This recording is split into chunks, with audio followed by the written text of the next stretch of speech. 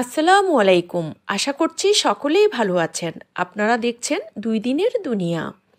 রাষ্ট্রপ্রধানের জবাবদিহিতা। মুহাম্মদ বিন ওবায়দুল্লাহ হতে বর্ণিত, তিনি বললেন, একদা দ্বিতীয় খলিফা ওমর রাদিয়াল্লাহু তাআলা আনহুর নিকটে কিছু কাপড় আসলো।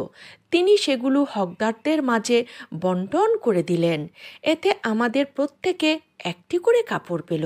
কিন্তু তিনি নিজে 2টি কাপড় দিয়ে তৈরি করে একটি পোশাক পরিধান করে খুতবা দিতে মিম্বরে আরোহণ করলেন। কিন্তু শ্রোতাদের অন্যমনস্কতা লক্ষ্য করে তিনি জিজ্ঞাসা করলেন, হে লোক সকল, তোমরা কি আমার কথা শ্রবণ করছো না? এমন্ত অবস্থায় বিখ্যাত সাহাবী সালমান ফারসি রাদিয়াল্লাহু তাআলা আনহু উঠে দাঁড়িয়ে বললেন, জি না, আমরা শ্রবণ করব না। ওমর রাদিয়াল্লাহু তাআলা আনহু বললেন, কেন হে আবু আবদুল্লাহ? তিনি বললেন, আপনি আমাদের একটি করে কাপড় দিয়েছেন, অথচ আপনি পরিধান করেছেন 2টি কাপড়ের বড় পোশাক। ওমর রাদিয়াল্লাহু তাআলা আনহু বললেন, ব্যস্ত হইও না হে আবু আবদুল্লাহ। অতঃপর তিনি ছেলে আবদুল্লাহ বিন ওমরের দিকে তাকিয়ে ইশারা করলেন। তিনি উঠে দাঁড়ালেন। অতঃপর ওমর রাদিয়াল্লাহু তাআলা আনহু বললেন, আমি আল্লাহর কসম করে জিজ্ঞেস করছি, আমার পোশাকে যে অতিরিক্ত কাপড় রয়েছে সেটা কি তোমার নয়?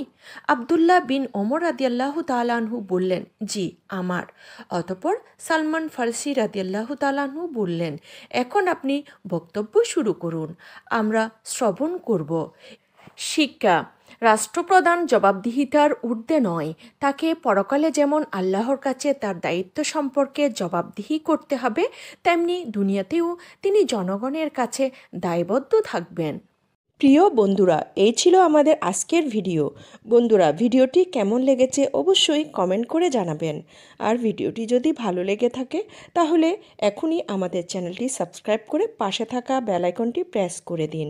তাহলে দেখা হবে আবার নতুন কোনো ভিডিওতে। সে পর্যন্ত সবাই ভালো থাকুন, সুস্থ থাকুন। আল্লাহ সবাইকে নেক হায়াত দান করুক, ঈমান ও আমল নিয়ে কবরে যাওয়ার তৌফিক দান করুক। আমিন।